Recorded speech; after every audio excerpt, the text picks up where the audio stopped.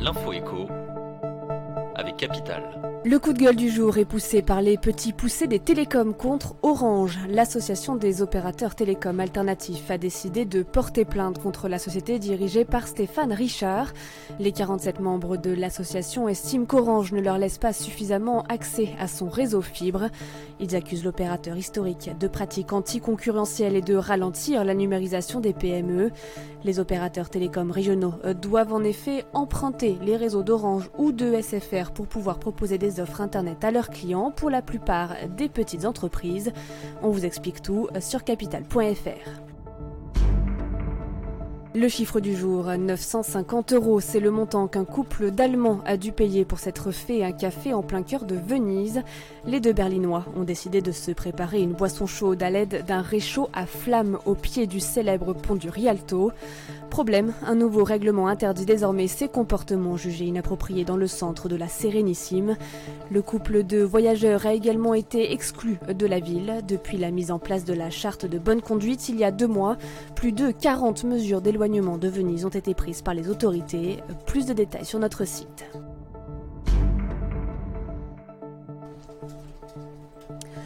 Votre téléphone portable représente toujours un risque de crash dans certains Boeing. En 2014, le gendarme du trafic aérien mondial, la FAA, avait alerté sur le système informatique d'Honeywell International.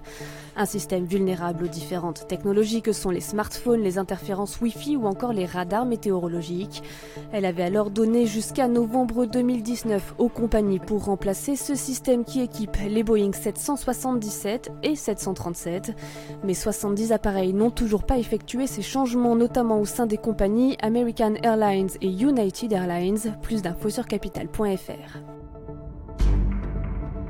Enfin, alerte en France sur la Movie Money. L'Hexagone est le pays européen le plus touché par cette fraude qui ne cesse de prendre de l'importance depuis avril dernier.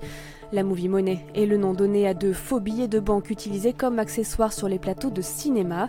Problème, ces coupures de 20 et 50 € ont fait depuis quelques mois leur apparition dans les caisses des magasins français. Il faut dire qu'il est possible de se procurer ces faux billets en quelques clics sur internet et que les fabricants ne risquent pas de lourdes peines.